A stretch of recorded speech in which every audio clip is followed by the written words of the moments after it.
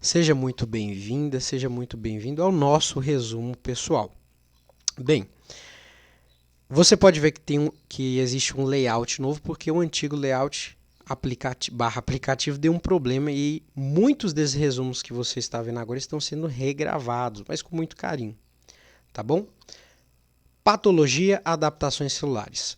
A adaptação celular, ela parece ser a execução perfeita do teatro social, porque nas suas relações interpessoais você precisa se adaptar a novos ambientes, seja eles hostis ou não, e o mesmo ocorre com as células. Um exemplo simples é aqueles tais de largados e pelados que vão para um ambiente hostil, no meio do nada, na floresta, despidos e ainda, de vez em quando, com um grupo que vai lhe garantir um problema de estresse social.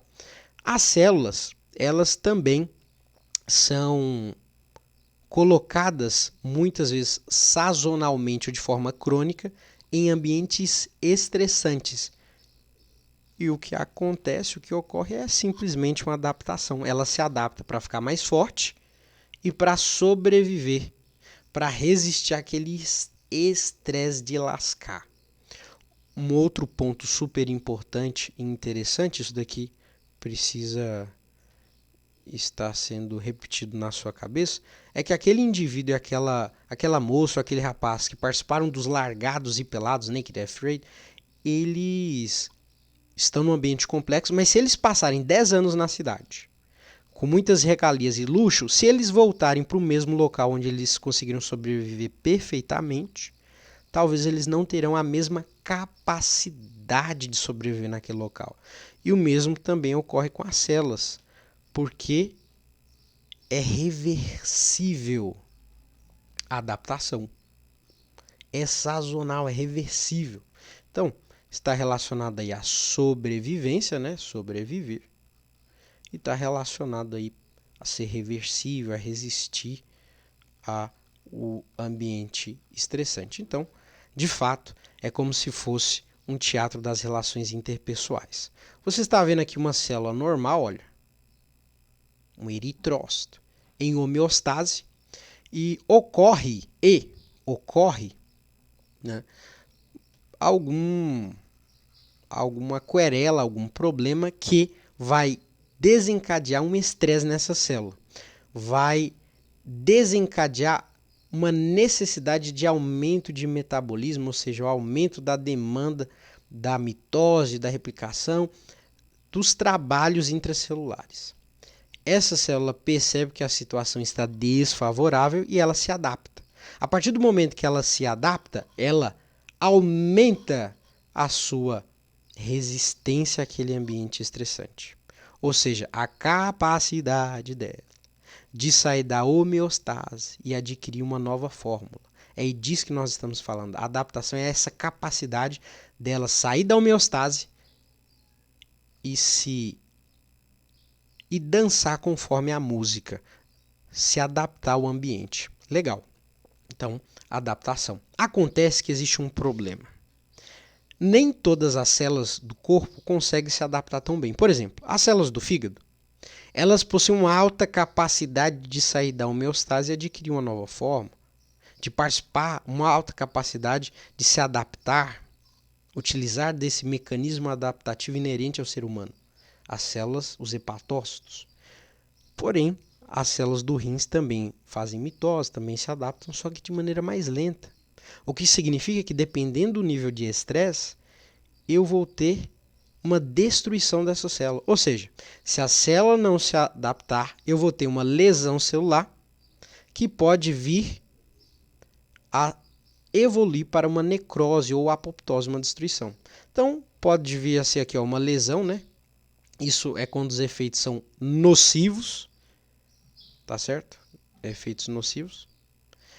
E pode acontecer uma lesão, como aquelas degenerações hidrotrópicas, esqueci exatamente o termo agora, hidrópicas. E se evoluir para o ponto de não retorno, você vai visualizar, você vai perceber uma necrose e uma apoptose daquelas células, porque evoluiu da lesão, ou melhor, aquela lesão passou do ponto de não retorno, que possui aquelas características que já foram citadas anteriormente em alguma revisão aqui, e vai evoluir para destruição, necrose. Não se adaptou, morre. É isso. Olha uma visão geral rápida, só você olhando aqui você já consegue compreender mais ou menos. Célula normal, hipertrofia, aumentou de tamanho, mesma quantidade. 1, 2, 3, 4, 1, 2, 3, 4. Hiperplasia, mesmo tamanho, não aumentou o volume, como a hipertrofia, mas aumentou a quantidade. 1, 2, 4, 6. Atrofia, mesma quantidade, mas diminuiu o tamanho, certo?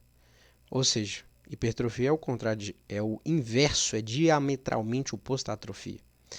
No célula normal, aí você tem a metaplasia, mudou bem, né? Mudou legal. E aí você tem a displasia também. Apenas para você dar uma olhada rápida. Só lembrando, nada disso é câncer. Né? Só um ponto aqui. Então, as células se adaptam para resistir, ficarem mais fortes, etc. Tananana. Essas são as adaptações celulares.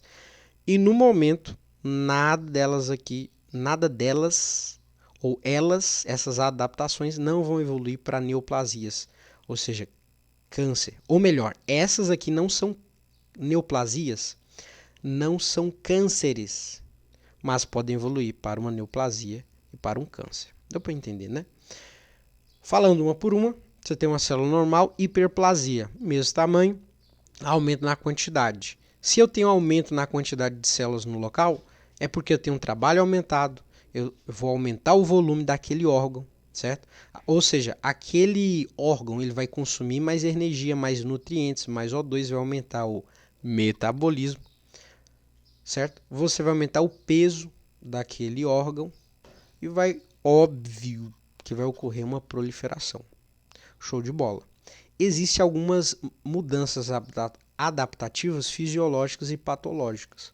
Quando eu falo das mudanças adaptativas fisiológicas, né, você tem um útero que aumenta de tamanho, por exemplo, para receber uma children, uma criança, certo?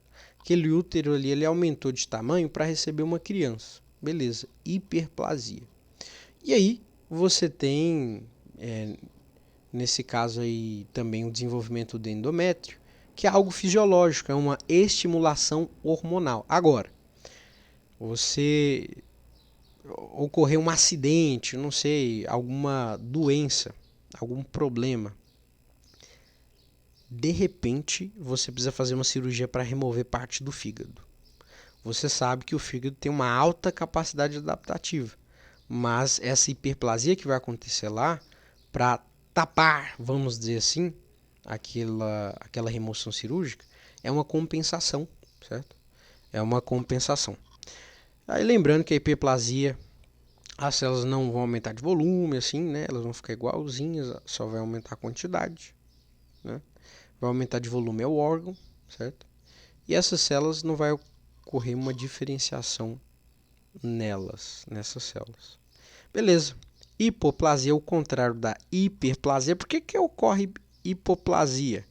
Muita apoptose, muita mitose no parto. Pensa na quantidade de células que vão embora. Hipoplasia. Você vai ter uma redução, é justamente o contrário, redução de peso, volume, uma menor proliferação, claro que óbvio, né? E aí você tem uma querela que em tese estaria errada, mas se chama aplasia do esmalte, que na verdade é uma hipoplasia de esmalte, né? Uma condição de esmalte não se forma corretamente devido a fatores como má nutrição. Na verdade, são fatores que vão causar hipoplasia. Por isso a hipoplasia do esmalte. Aí você terá um resultado não esteticamente legal, certo? E também na questão da proteção, certo? Dental. Célula normal, hipertrofia. Olha só, 1, 2, 3, 4, 1, 2, 3, 4. Aumentou de tamanho, certo? Você vê que o volume aqui aumentou. o volume aumentou. Um exemplo de hipertrofia simples, claro que isso daqui é uma visão geral, introdutória. Você tem os músculos esqueléticos e você tem dois tipos de hipertrofia, a sarcoplasmática e a miofibrilar. A sarcoplasmática é aquela quando você termina de fazer o exercício e tem um acúmulo de água ali e você tem a sensação de que você está mais forte, né? Mais fortinho, mais fortuna, né? Preciso melhorar esse vocabulário de força, né? E aí vai aumentar esse sarcoplasmático, mas depois de um dia acabou, né?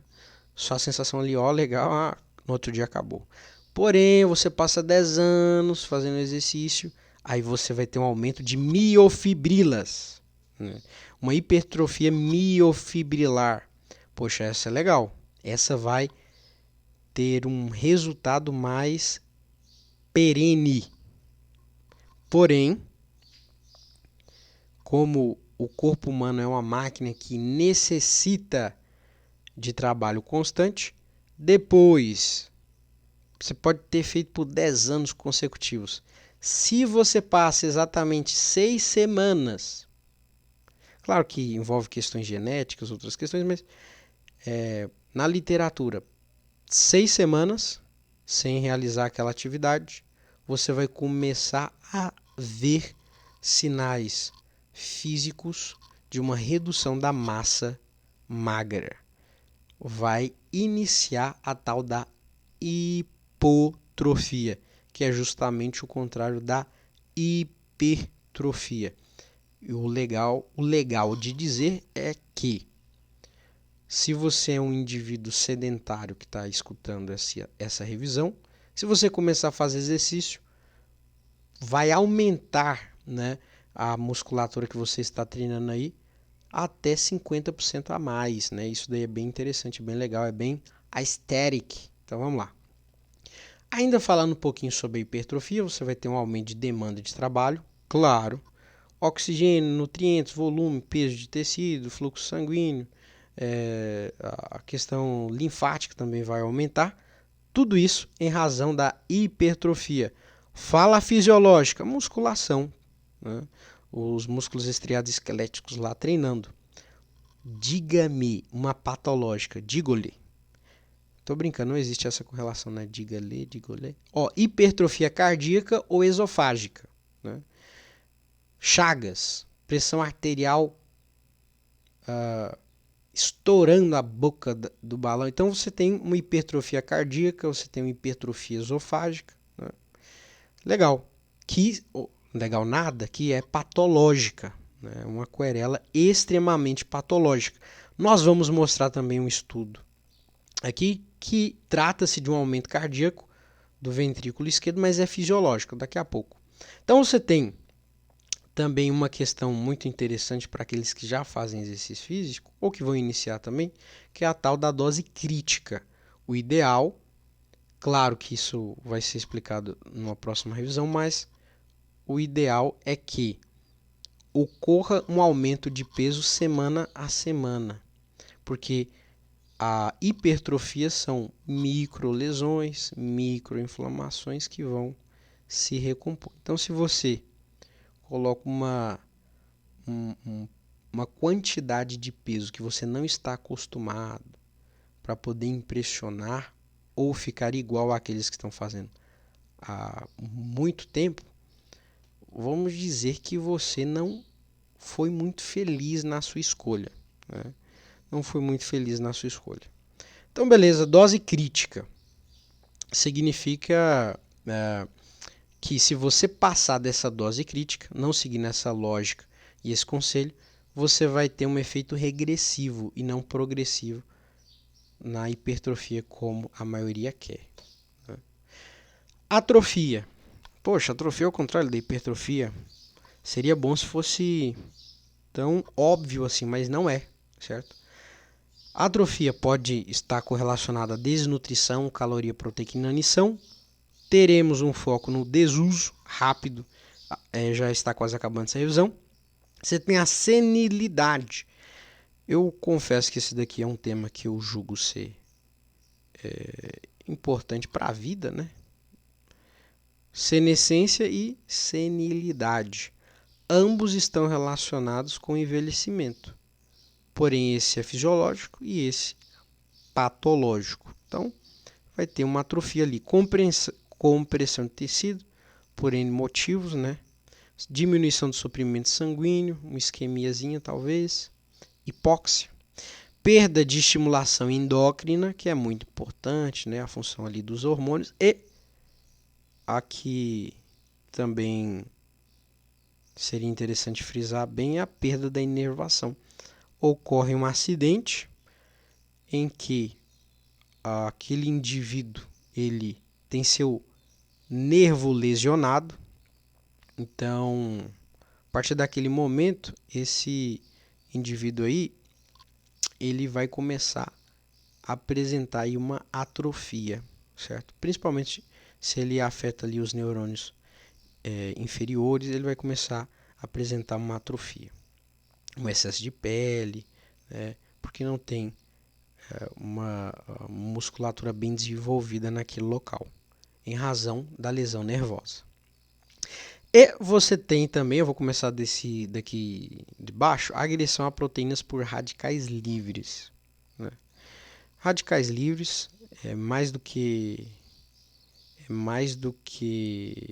figurinha repetida para destruição e lesão celular, inclusive das células musculares estriadas esqueléticas, né? E aí você tem a degradação de proteínas em lisossomos, causadas aí pelos lisossomos, e pelo sistema ubiquitina-proteasoma. Ubiquitina-proteasoma é, a pessoa faz exercício físico, estimula o AKT. Claro que não é simples assim, certo? Claro que não é simples assim, existem outras vias de sinalização intracelulares, mas em resumo, o indivíduo faz um exercício físico, o estímulo do exercício físico, estimula a AKT fosforilar o mTOR e o FOXO. Quando ela fosforila o mTOR, que é uma enzima, o mTOR ele fica animado e fosforila o P70S6K. P70S6K. Não é difícil de lembrar disso. O P70S6K ele ativa a síntese proteica e produz muita miosina e actina, causando uma mega hiperpower amazing hipertrofia. Beleza. A fosforilação do FOXO vai fazer com que ele seja inibido durante a atividade física. Esse é o sistema ubiquitina-proteasoma. Agora ele vai entrar. Esse é o processo de hipertrofia. A ubiquitina-proteasoma vai entrar aqui, ó. Por quê? Não se assuste, olha só. Foca no que foi falado, ó. Exercício físico, né? AKT fosforila, vai ativar o mTOR e vai inibir o FOXO. Ativa o mTOR, vai para P70S6K, que vai causar hipertrofia. Ah, mas tem essa daqui no meio. Tem, mas vai causar hipertrofia. Quando a AKT fosforila, porém inibe, desativa o FOXO, vai inibir todas as outras vias do FOXO. Agora, de repente, o indivíduo aí sedentário com força, né? E aí ele ou ela começa a não realizar o exercício físico. Ou seja, o AKT não vai inibir o FOXO e o FOXO ele vai ativar a androgen 1 e o MURF1. Good? Look there, man. Look there, girl. Ativou o androgen 1 e o MURF1, certo? O que vai ocorrer aqui? O androgen atrofia. Gene. Tá, tudo bem, eu acho que não é exatamente isso, mas ele funciona como gene da atrofia. Se você procurar lá o texto, a palavra original, mas vamos ser rápidos aqui. Ambos são genes da atrofia. Esses genes da atrofia vão ativar o nosso sistema. Sistema ubiquitina proteasoma em ação. Look there, man. Ubiquitina. A ubiquitina, quando ela é ativada, ela fica louca. Louca. Parece uma mãe que olha pro filho que não tá fazendo nada, que tá no sofá. Ela fica louca. E ela começa a ubiquitinar, marcar. Fala assim, esse menino ele não faz nada. Essa menina não quer fazer nada. Ó, parece uma mãe, a ubiquitina. E ela marca as células que não estão sendo utilizadas. Os que estão no sofá, que não estão fazendo nada, certo? E aí, ela fala com o esposo dela, proteassoma. E o proteassoma vem e quebra eles na porrada, na surra. Tudo bem, tem lei tutelar aí, né? Tô falando histórias do passado, né? Então, vem a proteassoma e destrói mesmo a célula. Chega lá e fala assim, ó, a biquitina ubiquitinizou você, marcou, você me deu uma lista. Você não está sendo usado. Você aí está tranquilo, sedentário, não faz nada da vida. Vou te destruir. E destrói. Célula normal, metaplasia, certo? O que acontece aqui? Tem a célula normal e acontece uma metaplasia. Poxa, tem que te explicar que mudou muito? Não, né? Mudou tudo, ó, tá vendo? Formato, o núcleozinho aqui e tal, mudou tudo. Aconteceu uma metaplasia, uma mudança de tecido histológico, certo? Se era colunar simples, estratificado, pavimentoso, não sei o quê. E aí fica nesse processo de mudança aí, metaplasia. Na metaplasia, ó, vape, o que acontece? Primeira coisa que eu quero dizer é que é reversível, tá? Também é reversível. A metaplasia também, ela é uma adaptação para sobrevivência, certo? Às vezes para sobreviver você precisa mudar-se completamente. Né? Pense nisso. Então, é reversível. Pode demorar 10 anos para mudar? Pode, mas é reversível. Então, o que acontece? A agressão mecânica constante, trabalho com fogo, calor, né? Café ou chá muito quente lá no esôfago, de lascar sempre, constante, e aí você vai observar uma metaplasia. Talvez esteja relacionado com aquelas pessoas com maior resistência à pimenta. Boa pergunta, tá aí. O que acontece? Irritação química causada pelo cigarro, né? Causada pelos componentes do cigarro, que vai ocorrer uma metaplasia também vai induzir uma metaplasia. Outra coisa que induz metaplasia são doenças crônicas. Isso é câncer, como eu falei lá no início, não é câncer, mas pode evoluir para uma neoplasia. Agora vamos entrar nas partes mais legais, que são a dos exemplos clínicos. Pegando esse último exemplo da metaplasia, você tem um esôfago de Barré. Possivelmente você já ouviu falar.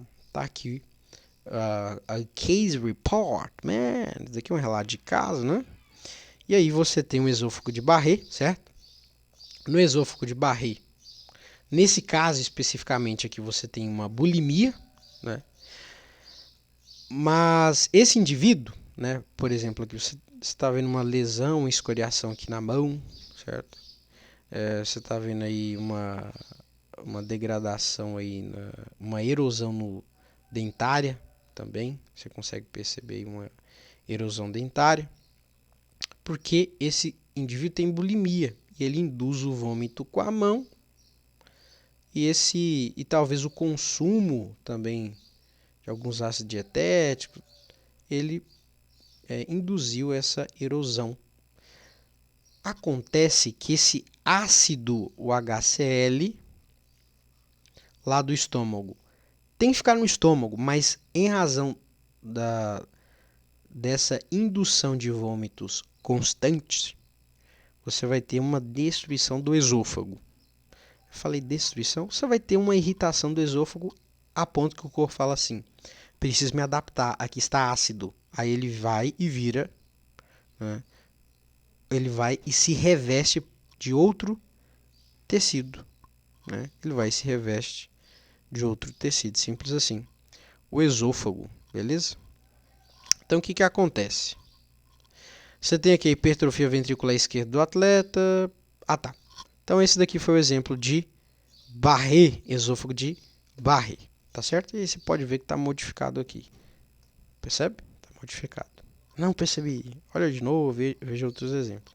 Hipertrofia ventricular esquerda do atleta. Poxa, hipertrofia no coração não é legal. Mas nesse caso aqui é fisiológico. Ó, a média de massa dos atletas, superfície blá, blá, blá, maior, significativamente maior. Os resultados permitiram concluir, blá, blá, blá, representa a resposta adaptativa ao treinamento físico intenso e prolongado, com características fisiológicas. Então, se você é um atleta aí, talvez isso possa estar acontecendo com você. Não se assuste, é fisiológico. Então, nesse caso, é fisiológico, né? Ginecomastia, né? Esse negócio aqui é um negócio muito desconfortável, né, para o paciente masculino, em tese, né? Hoje, em tese, muito desconfortável, certo? E existem 3 graus diferentes. E nós estamos falando agora da ginecomastia, né? Que é uma hiperplasia da glândula. A glândula mamária ela cresce. Qual é o detalhe? Que se for um idoso, é fisiológico, é normal, diminui a quantidade de hormônios masculinos. Recém-nascido tem hormônios da mãe, normal. Puberdade, está tendo uma mudança hormonal gigantesca, uma mudança hormonal gigantesca. Então você pode visualizar também uma ginecomastia. Agora, se for um indivíduo que já passou pela puberdade e não é idoso, aí é patológico, né? Um homem que já passou da puberdade, não é idoso e tem ginecomastia, é patológico, certo? Na mulher é gigantomastia, tá bom? Na mulher é gigantomastia. E existem os graus. A ginecomastia ela está correlacionada com sobrepeso e obesidade. De fato, ninguém nasceu para estar com sobrepeso. Ninguém nasceu para ter obesidade, senão pode ter fatores N querelas, mas focando somente nisso aqui, né? Tem o risco aí de desenvolver ginecomastia. Você vê que é uma alteração que não é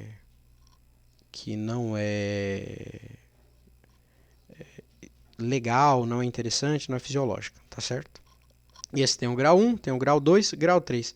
Você percebe que a ginecomastia se desenvolve mais nos indivíduos que possuem mais adipócitos, nos indivíduos com maior quantidade de gordura, ou seja, com sobrepeso, nos indivíduos mais obesos, beleza?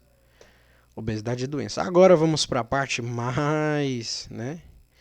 Mais, para encerrar, mais polêmica, né?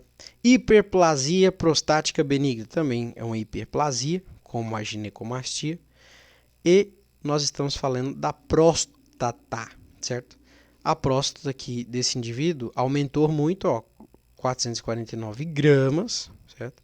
Se eu não me engano, é 40 gramas, é bem menos, é tipo 40 gramas o ideal, certo?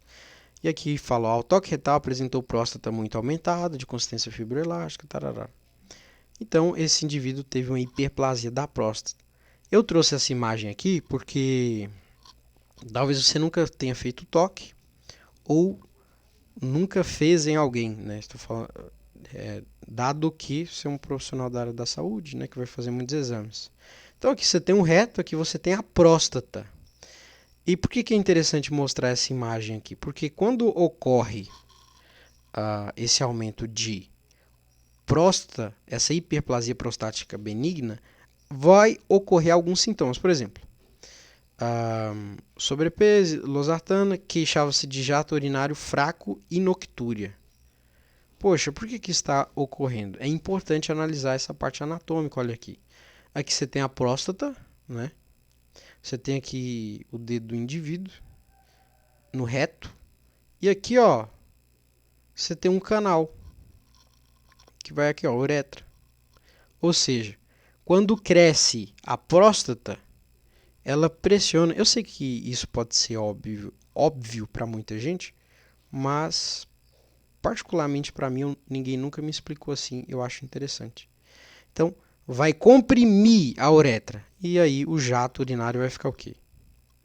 Vai ficar mais fraco. Claro que vai ter outras sequelas também, mas basicamente é isso.